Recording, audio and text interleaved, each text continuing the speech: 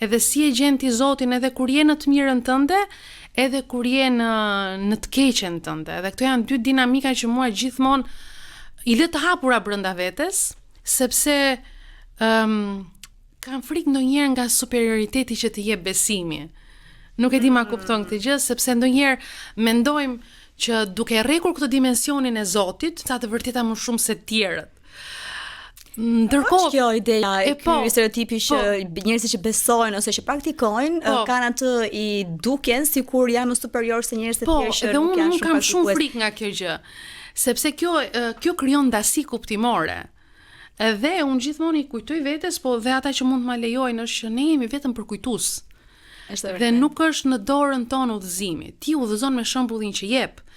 Por në momentin që ti merr rolin e thirrësit, duhet kemi shumë kujdes në mesazhet që transmetojmë, sepse ndonjëherë bëhemi fajtor dashur pa dashur për kuptimësitë apo veprimet apo ndër veprimet e gabuara që dikush mund të marrë.